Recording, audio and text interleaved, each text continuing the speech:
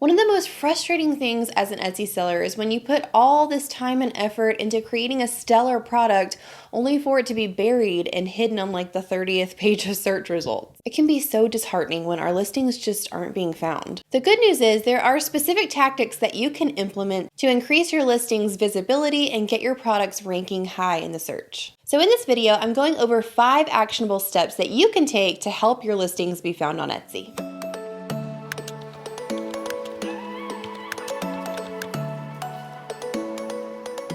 Welcome back to the channel, friends. So glad you're here. If it's your first time here, I'm Kate.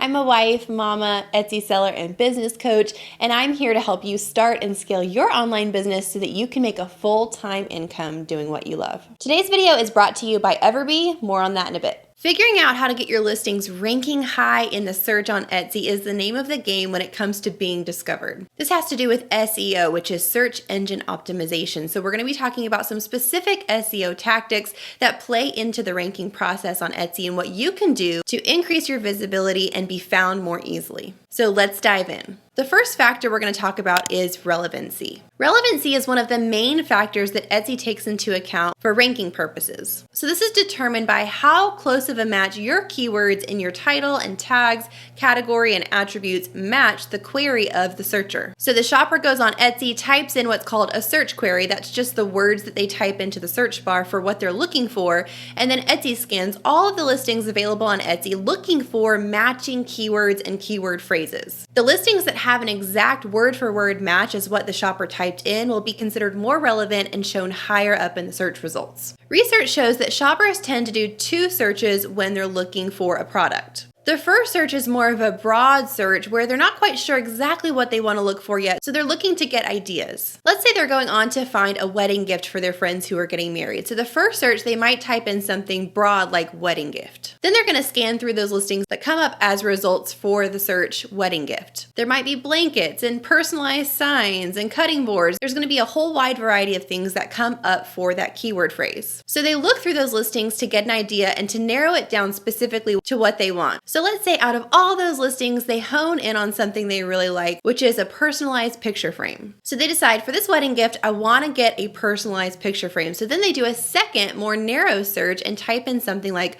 personalized picture frame or custom picture frame. This second search is more niche and specific than the first search they did, and this is the search where they're actually going to end up clicking through and purchasing the item. So our goal as sellers is to be found in that second, more niche specific search. The way to do this is by incorporating long tail keywords into your titles and tags. A long tail keyword is a more specific phrase with multiple words as opposed to just using one broad single word. So this might be the difference between frame and custom picture frame. You'll need to do some in-depth SEO and keyword research to find which terms are highly searched on Etsy to know which ones are good ones to use in your titles and tags. I have a whole video about how to do this kind of research. If you're interested, I'll link that in the description box below. All right, moving on to tip number 2, and that is to do competitor analysis. Success leaves clues, so we are going to be doing some research to take clues on what's trending on Etsy, what's currently popular, and what is currently selling well. My favorite tool to complete this kind of competitor analysis is Everbee. Everbee is an awesome Chrome extension for Etsy sellers that you can use for competitor analysis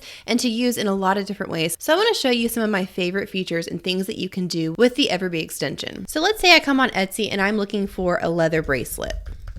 When the search results come up for my term leather bracelets, I can look through the listings and then click on this little B symbol here that shows up with Everbee to get analytics on this listing. So when I click on that symbol, Everbee brings up the individual analytics for that listing. So I can see the listing's age, the total number of reviews, favorites, estimated monthly sales, and estimated monthly revenue, as well as the keyword phrases that this seller has used in the title and the specific tags that they've used as well to get ideas for what keywords are working for this listing. Obviously, something is going well for this listing if they're showing up on that first page of search results. Now, another thing I can do is come over here to analytics, and this will pull up a whole page of analytics on the term leather bracelet. So Everbee is generating analytics for me based on the top selling listings for that keyword phrase. So when I'm doing my competitor analysis, I will look through these top selling listings and look at what's working for these shops in terms of title and tags keywords, as well as their price point and the type of photography they're using.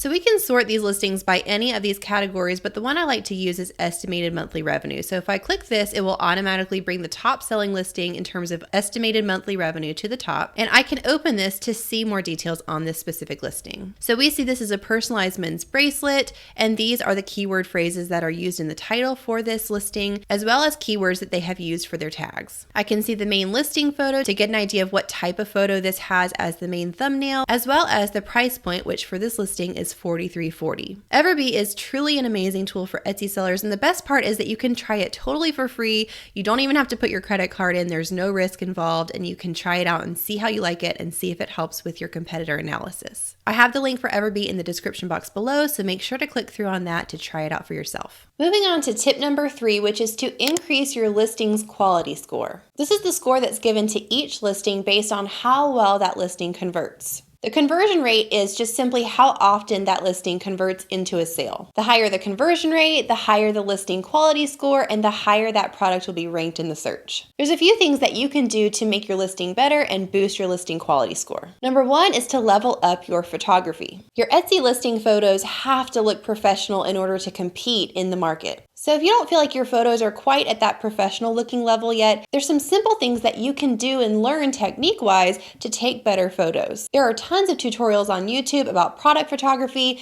and simple techniques that you can learn even as a beginner to make your product photos look professional. So I'd encourage you to go on and do a search for product photography skills or product photography tutorial and see what you can learn to get better at it. Another thing you can do to make your listing all the more appealing is to make sure it's at the right price point. When you're pricing your items, you want to find what I like to call the sweet spot, which is somewhere in the middle between having a really low competitive price point and a high enough price point to bring in a healthy profit margin for you. You want to be somewhere in the middle where you're able to compete with other similar listings, but you're also covering your expenses, being able to pay yourself for your labor costs, and having profit in addition to that. I like to use what I call the adjustable pricing method, which is a 2-phase process for your pricing when you're thinking long-term about your shop. So the first phase when you're using this method is to price a little lower in the beginning when you're first getting started in order to rack up some sales on that listing and get it ranking high in the search fast. Remember, the more sales you have, the higher listing quality score and the higher it will rank. Once that listing has gained some authority with the algorithm and is making consistent sales, then at that point you can feel free to up your price point so that you're making more of a healthy profit margin to keep and to sustain you for the long term. And a third thing you can do to make your listing really super appealing to buyers is to offer variations and options that they can choose to customize it a little bit. So even if your item is not completely customizable on Etsy, you can choose variations. So this could be things like choosing the color, choosing a different size, choosing material or design or font style. On your listings, you have the option to add 2 different types of variations, which will then appear to the shopper on the listing as a drop-down menu that they can choose from. Buyers really like to be able to have a hand in creating their product and making it their own. So as much as you can offer in terms of customization and personalization options, you definitely want to do this. This can be the thing that gives you the edge over the other listings that they're considering. All right, we're about to move on to tip number 4, but if you're getting value out of this video, would you hit that thumbs up button and also consider subscribing to the channel and make sure to hit that little notification bell so you don't miss any of our new weekly content. I also have a free resource for you today, and that is our Etsy Success Guide, which is a checklist and a guide of different things that you can do to up-level your shop to increase sales and get your products ranking higher. If you want to download that guide, it's completely free. I'll have that linked in the description box below. All right, moving on to number 4, which is your customer and market experience score. This is your overall shop score for how well your shop is doing and the quality of service that you've been offering to your buyers. This is another huge factor that Etsy uses in the ranking process, so the higher you can boost this score for your shop, the more chances your listings will be ranked higher. A few steps that you can take to boost this score would be number 1, filling out your about and policy sections in your shop settings. This can be an easy thing to skip and not worry about when you're setting up your shop, but trust me,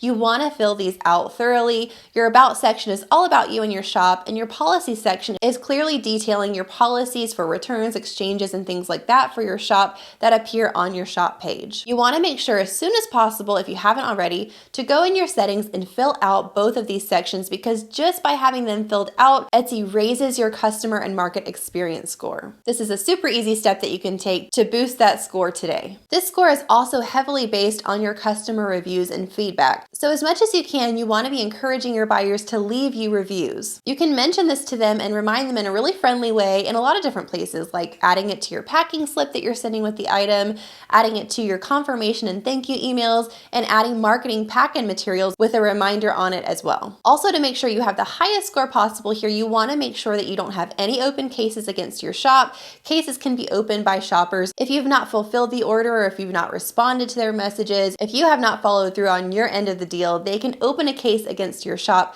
which hurts your overall shop score. You can combat this by filling your orders on time, making sure the quality is up to par, and offering amazing customer service when someone has an issue. You also want to be really careful not to get any intellectual property strikes against your shop. I'd encourage you to go on Etsy and read the intellectual property policy fully through so you know exactly what the policy states, to make sure that you're not even accidentally violating that policy. Having this kind of strike against your shop can drastically decrease your overall score, and you don't want that. And step number 5 here is free shipping. As much as possible, I encourage you to offer free shipping across the board in your shop, because offering that free shipping guarantee on Etsy automatically gives you priority in the search results. And specifically, if you offer a US free shipping guarantee to US buyers, Etsy will give you priority on the app for US shoppers, as well as priority in their marketing campaign. So this is wherever Etsy features sellers, maybe TV ads or in their email marketing, shops that offer a free shipping guarantee are more likely to be featured. All right, friends, so those are the 5 steps that you can take even today. You can begin working on right now to level up your shop and get your listings ranking, and to help optimize your products for maximum visibility.